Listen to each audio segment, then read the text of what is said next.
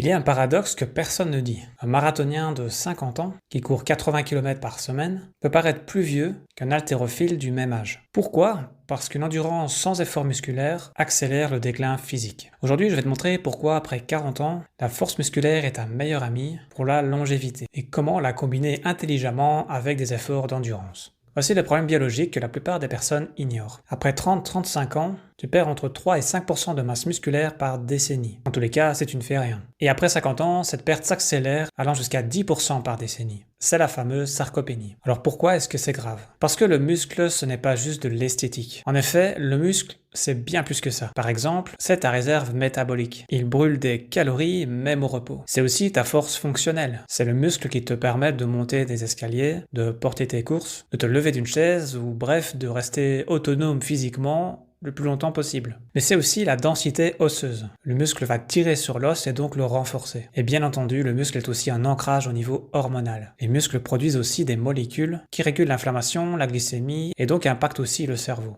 Ok, parlons maintenant de l'endurance seule. Pourquoi ça reste un problème ? Voici le piège classique que je rencontre bien souvent. Tu veux vivre plus longtemps, reprendre un peu ta santé en main, perdre quelques kilos, et donc tu vas commencer par faire du cardio, car c'est gratuit et plutôt facile à réaliser régulièrement. Cette pratique peut rapidement devenir un peu addictive, au point de donner envie de participer à un marathon, à un ultra, voire à un triathlon. Alors c'est bien de se lancer des challenges bien sûr, ça semble positif et d'une part ça l'est, car clairement on se sent mieux et le cœur se renforce. Mais voyons ce qu'il se passe concrètement. On a ici 4 problèmes principaux. Le premier, c'est le catabolicisme. Une endurance prolongée, c'est-à-dire au-delà de 60 minutes, si c'est pratiqué de manière régulière, le cortisol va rester élevé trop longtemps, de manière chronique. Et un cortisol élevé envoie un signal au corps que nous sommes en alerte, en famine. Et donc il va brûler plus de muscles pour produire de l'énergie. Résultat, il va falloir manger beaucoup plus pour compenser tout en perdant du muscle. Et donc la force et la mobilité vont décliner. Autrement dit, le vieillissement s'accélère de ce côté-là. Problème numéro 2, c'est une perte de puissance. La force, la vitesse, c'est ce qui part en premier après 40 ans. L'endurance pure ne va pas forcément préserver cette puissance. Et donc oui, tu peux peut-être courir longtemps, mais si tu ne sais plus lever, sauter ou réagir rapidement, est-ce vraiment intéressant ? Troisième problème, c'est au niveau hormonal. Car une endurance excessive va avoir tendance à effondrer la testostérone, qui déjà est naturellement plus basse après 40 ans, mais là, ça va s'accélérer. Il y a aussi une réduction au niveau du facteur de croissance IGF-1, dont le rôle est de préserver la masse musculaire. Il en va de même pour l'hormone de croissance. Et le quatrième problème, c'est l'inflammation articulaire. L'endurance chronique, le fait de courir beaucoup régulièrement, va progressivement user les articulations sans résilience musculaire pour les protéger. Donc faire un marathon avec très peu de force sur le côté, ça va augmenter l'usure des genoux, de la hanche et des épaules. Alors maintenant, passons du côté de la force de la musculation. On ne le dira jamais assez, la force musculaire, c'est l'antidote anti-vieillissement. Il y a 4 raisons principales pour ça, et la première, c'est que l'entraînement en force, par exemple 3 à 4 séries de 6 à 12 répétitions, à une intensité modérée à élevée, va envoyer un signal au corps qui est de construire du muscle. Le résultat, c'est une augmentation de testostérone et d'IGF-1. Il y a donc une priorité sur la construction musculaire. Et dans ce cas-là, on perd du gras, on construit du muscle. Même si c'est un peu plus lent après 40 ans, c'est encore possible, même après 60 ans. Ensuite vient l'aspect métabolique. Chaque kilo de muscle gagné va dépenser environ 6 calories par jour, par rapport à 2 calories par jour pour la graisse. Ça paraît peu, mais si on accumule ça sur 5 ans, le résultat est quand même là. La troisième chose, c'est l'impact hormonal sur le long terme. En effet, on l'a vu, la force musculaire va augmenter la testostérone, qui aide aussi à protéger la partie cardiovasculaire, la densité osseuse ainsi que le mood, se sentir bien dans son corps. Ensuite, l'élévation de l'IGF-1 va aider à la protection cérébrale et à la récupération musculaire. Il y a donc aussi un effet bénéfique sur la sensibilité à l'insuline, car plus il y a du muscle, plus le muscle va consommer des calories et donc des glucides circulants, ce qui va vraiment limiter les impacts glycémiques. Et le dernier élément, c'est l'impact fonctionnel. Un athlète de 55 ans qui s'entretient en soulevant du poids va être plus à l'aise pour escalader des marches sans s'essouffler, pour monter une échelle, pour aider quelqu'un à se relever, ou pour sprinter, pour rattraper un bus par exemple. Pour moi, ça devrait être ça l'objectif d'une pratique sportive, c'est de pouvoir rester fonctionnel le plus longtemps possible. Maintenant, vous l'aurez deviné, on va associer les 2 éléments pour avoir le meilleur des 2 mondes, la force et l'endurance. Les études le montrent, cette association, c'est vraiment l'idéal. La force va prévenir la sarcopénie, la densité osseuse et un fonctionnement hormonal optimal. L'endurance modérée va, elle, soutenir la santé cardiovasculaire, un bon fonctionnement des mitochondries et un bien-être psychologique. Et donc au final, vous êtes fort, résistant, heureux, avec une longévité optimisée. Après, il est évident qu'après 40 ans, on n'a plus la même niaque qu'à 20 ans et donc il faut s'écouter. Il faut adapter son effort pour ne pas constamment être dans son maximum. C'est ce qui m'amène à la partie suivante, c'est d'adapter son effort par rapport à son stress du jour. Un athlète de plus de 40 ans qui fait trop d'intensité combattrait une bataille sur deux fronts. Imaginons, vous subissez du stress au travail toute la journée, vous avez déjà le cortisol élevé. Ensuite, vous arrivez à l'entraînement, vous avez bu une boisson énergisante pour vous booster, et là, vous réalisez un entraînement plutôt intensif. Là aussi, cela va élever le cortisol. Le résultat, c'est que vous générez un terrain plutôt inflammatoire, avec des hormones de stress qui impactent négativement les muscles. Encore une fois, la règle ici, c'est de vous écouter,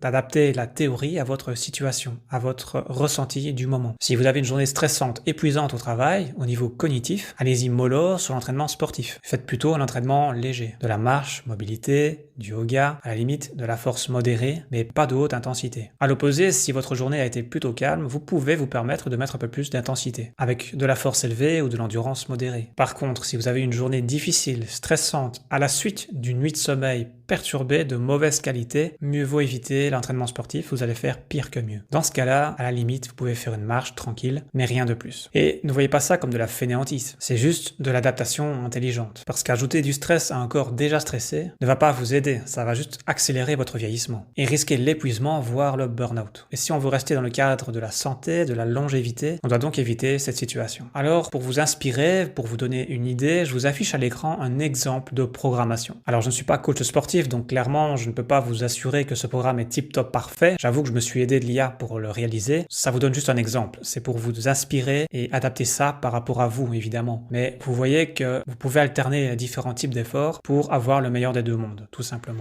On arrive maintenant à la partie hygiène de vie, car évidemment, sans une hygiène de vie adéquate, cela ne peut pas fonctionner. En tous les cas, pas sur le long terme. Le premier pilier, c'est le sommeil. On ne peut pas avoir de force si le muscle ne se répare pas durant le sommeil. Dans ce cas-ci, la régularité est plus importante que la qualité. Vaut mieux aller se coucher et se lever tous les jours à la même heure, plutôt que d'avoir des heures différentes chaque jour en pensant dormir bien quelques heures. On le sait, c'est la nuit que le muscle se répare, se construit, car c'est là que le cortisol est au plus bas. Sans sommeil de qualité, vous allez plus déconstruire que construire. Pilier suivant, c'est l'alimentation. Là aussi, il faut viser des repas de qualité, équilibrés et bien répartis sur la journée. Des protéines à chaque repas, des lipides à distance des entraînements, des glucides ajustés selon l'intensité, et surtout, on oublie les repas tout faits à balancer au micro-ondes. On va privilégier des aliments bruts, de qualité, de saison, à transformer soi-même. Pilier suivant, c'est la gestion du stress, parce que malgré tout, ça peut avoir un impact incroyable sur vos performances. Donc ça peut être bien d'insérer dans vos habitudes quotidiennes un moment pour faire de la respiration consciente, de la méditation, de la lecture, ou encore de la marche en nature tout simplement. Ça va vraiment aider à calmer le système nerveux et à retrouver cet équilibre. On le sait, dans le corps, tout est équilibre. C'est bien de mettre de l'intensité, mais c'est bien derrière d'avoir de la récupération au calme. Et donc, il va falloir jongler entre ces deux situations opposées. Le pilier suivant, c'est l'hydratation. Bien entendu, il faut boire suffisamment, de l'eau filtrée de préférence, et majoritairement en dehors des repas et des séances intenses. Ça permet d'éviter pas mal de soucis digestifs pour la plupart. Je ne donne jamais de quantité au niveau hydratation parce que ça dépend de beaucoup de paramètres. De votre alimentation, de votre transpiration, de la saison, de l'air ambiant, de l'environnement dans lequel vous faites du sport. Mais en tous les cas, n'oubliez pas de boire tout de même suffisamment car ça joue un rôle important dans l'absorption des nutriments, dans la synthèse des protéines et aussi dans la récupération. On arrive au dernier pilier, celui de la complémentation. Alors bien entendu, aujourd'hui, c'est devenu évident qu'un minimum d'apport complémentaire est généralement nécessaire. Après, ça va dépendre de votre profil, de votre situation médicale. Bien entendu, c'est toujours à adapter. Mais idéalement, dans cette situation de sportif à plus de 40 ans, on va généralement avoir besoin de ce kit de base. La vitamine D3, éventuellement avec la K2, la vitamine C, le fameux magnésium, les oméga 3 certifiés, la créatine ou encore la coenzyme Q10. C'est pour moi un petit peu le kit de base d'un sportif de plus de 40 ans. Et évidemment, cette liste est à adapter. Ceci ne peut pas être généralisé pour tout le monde parce que chaque personne est différente. Ça va dépendre de votre alimentation, de votre bilan médical, éventuellement de vos pathologies ou de vos contre-indications. Donc attention à ça parce que d'une part, il y a beaucoup de compléments sur le marché aujourd'hui. C'est devenu un véritable business et donc il faut faire attention à faire les bons choix, à choisir des marques fiables avec des produits bien associés, bien dosés et les prendre au bon moment sur la journée. Parce qu'il peut aussi y avoir des interactions si vous en prenez plusieurs. Donc tout ça, c'est bien d'être vu en consultation pour éviter des erreurs parce que ça reste tout de même un investissement, alors autant bien le faire. Pour conclure, vous l'aurez compris, l'endurance c'est bien, mais la force musculaire c'est inévitable. C'est ça qui va vraiment vous aider à avancer dans l'âge dans le meilleur état possible. Alors l'idéal est de mixer ces deux approches pour avoir quelque chose de varié. C'est pour ça que j'aime bien l'approche de type CrossFit, mais on peut ajouter à côté des séances de musculation et pourquoi pas un peu de running. Et là, on a vraiment quelque chose de complet. Et bien entendu, si le programme sportif est bien adapté à soi, il ne faut pas oublier les piliers que je viens de citer, car au final, la vraie longévité, ce n'est pas forcément plus d'entraînement, plus d'intensité, c'est plutôt le meilleur entraînement adapté à soi, avec une hygiène de vie adéquate pour être au mieux de sa forme. Par exemple, si vous avez plus de 40 ans et que vous faites beaucoup de cardio, ce que je conseillerais au départ, c'est d'y aller progressivement. Ne changez pas brusquement vos habitudes, c'est jamais bon. Ajoutez 2 à 3 séances de force par semaine. Dormez bien, mangez bien, gérez votre stress, écoutez-vous et surtout, adaptez vos habitudes petit à petit. Même si c'est une habitude par semaine, c'est déjà très bien. À partir du moment où cette habitude devient un automatisme, vous pouvez passer à la suivante. Et la force de tout ça, c'est de pouvoir l'appliquer durablement. Moi, mon approche, c'est plutôt ça. Ce n'est pas des solutions miracles, magiques qui fonctionnent en 2 jours ou en 3 semaines, mais plutôt quelque chose qui va s'installer au fil du temps et apporter des bénéfices durables. Donc il est possible que d'ici 10 ans, vous ayez l'air plus jeune que les gens de votre âge qui n'auront pas appliqué tous ces conseils. Et ça n'a rien de marketing, c'est juste biologique. Alors une fois de plus, j'ai tutoyé, j'ai vous voyez. J'ai un peu du mal avec ça pour le moment, ne m'en voulez pas. Mais en tous les cas, j'espère que cette vidéo vous a apporté quelque chose. Et si c'est le cas, faites-le moi savoir. Vous pouvez donc liker, commenter, partager. Merci d'avance et je vous dis à la prochaine.